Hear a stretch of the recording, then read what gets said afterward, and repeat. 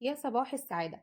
النهاردة هنعمل القطايف مع بعض. مش هتشتريها تاني من بره، مش هتتقطع منك وانتي بتقفليها، ولا هتفتح منك في الزيت. هتعمليها بطعم جامد جدا، حاجة كده من الآخر. بس قبل ما نبتدي الفيديو، لو أول مرة بتشوفوني، أنا اسمي سمر. ما تنسوش الاشتراك في القناة ولايك وشير لو عجبكم الفيديو. يلا بينا نبتدي مع بعض. في الأول هنعمل الشيرة أو الشربات بتاع القطايف، على حسب ما بتسموه في أي بلد. هنجيب هنا معانا كوباية من السكر وكوباية من المية، هحطهم على نار متوسطة ومش هقلب غير لما يغلي. الشربات ده أو الشيرة دي أنا عاملاها متوسطة، مش خفيفة ومش تقيلة. بعد ما غليت قلبت، وبعد ما قلبت هحط عليها معلقة من عصير الليمون. هقلب تاني تقليبة وبعدين هوطي عليها النار خالص. هخليها نار هادية لمدة 7 دقايق. بعد كده هحط عليها نص معلقة من بشر البرتقال، هيدي طعم وريحة حلوين. وهطفي عليها النار وهسيبها لحد ما تبرد. بعد ما تبرد هحطها في برطمان ازاز، هستخدمها للقطايف ولأي حاجة تانية غير القطايف. بعد كده هحضر معاكم بقى القطايف في المقادير بتاعتها. هجيب كوباية من الدقيق، عليها معلقة من النشا. هنزل عليهم بنص معلقة من البيكنج باودر، ونص معلقة من الخميرة، ومعلقة من السكر. ده ربع كوباية من دقيق السيمولينا أو دقيق البسبوسة، هقلبهم كويس قوي مع بعض. وبعد كده هنزل عليهم بنص كوباية من الحليب وكوباية من المية. هقلبهم كويس قوي وهنزل بيهم تدريجي. الكوباية بتاعت الحليب دي عندي نفس معيار الكوباية بتاعت المية، بس تقدري تستخدمي انتي كوباية واحدة عشان ما تلخبطيش نفسك. هنزل بيهم تدريجي زي ما انتوا شايفين كده، وهقلبهم كويس. وتقدري تستخدمي في الفترة دي الخلاط عشان التكتلات. بعد ما تخلطيهم تنزلي عليهم بمعلقة من الفانيليا. هقلبهم تقليبة كمان واغطيهم لمدة 10 دقايق. بعد ال10 دقايق ده قوامهم. انا محتاجة ما يبقاش تقيل عن كده وما يبقاش خفيف خالص. في طاسة سخنة على النار هنزل بقى بالخليط كده واحدة واحدة. المقاس اللي انتي عايزاه.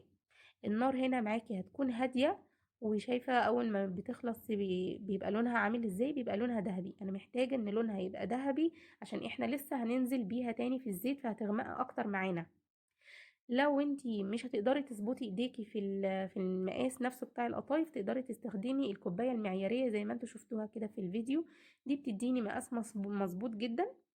ولو مش عندك الكوبايه المعياريه دي، تقدري تحطي الخليط نفسه في البراد وتنزلي بيه من البراد، بيديكي برضو مقاس كويس، بتقدري تتحكمي في البراد. القطايف وهي سخنه انا ما بلزقهاش في بعض. بس الأول ما بتبرد بحطها عادي على بعض كده، ما بتلزقش خالص. شايفين دي وهي سخنة.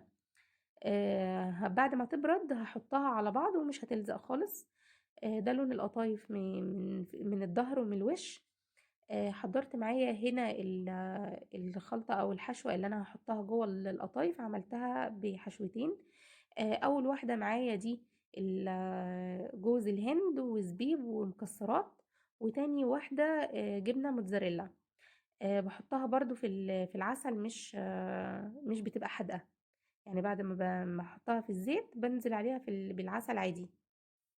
شايفين القطايف نفسها انا بتنيها قدامكم كده عشان خاطر تعرفوا ان هي ما بتتقطعش معايا وما بتفرولش زي اللي احنا بنشتريها من بره. هجرب معاكم دي كمان وهوريها لكم وهي بتتني.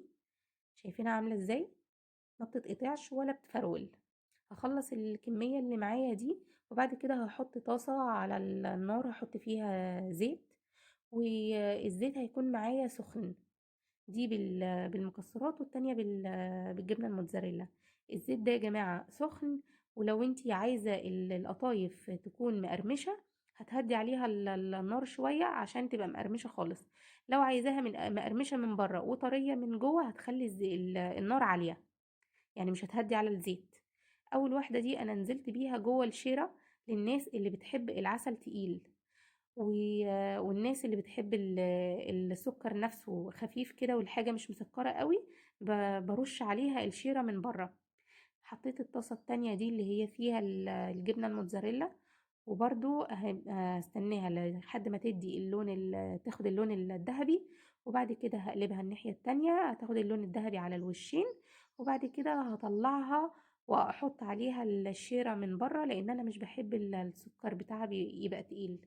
وفي نفس الوقت لما بترش الشيرة من بره بتبقى مقرمشة وطعمها حلو جدا، ما بتبقاش غرقانة عسل. الناس بقى اللي بتحبها مسكرة تقدر تحطها جوه الشيرة عادي. انا كده طلعتهم الطاستين ورشيت عليهم الشيرة. ده معايا بالجبنة الموتزاريلا، بصوا هفتحها معاكم كده تبقى شكلها عامل ازاي. جميلة جدا، وبجد طعمها جميل جدا. جربوها وعرفوني رأيكم في الكومنتات، وما تنسوش الاشتراك في القناة ولايك وشير لو عجبكم الفيديو طبعا. ما تنسونيش بدعمكم خالص. دي التانية، دي بالمكسرات. شايفينها من جوه عاملة ازاي، ومن بره مقرمشة، ومن جوه طرية جدا وحلوة قوي. هشوفكم الفيديو اللي جاي ان شاء الله على خير، واتمنى ان الوصفة دي تكون عجبتكم. مع السلامة.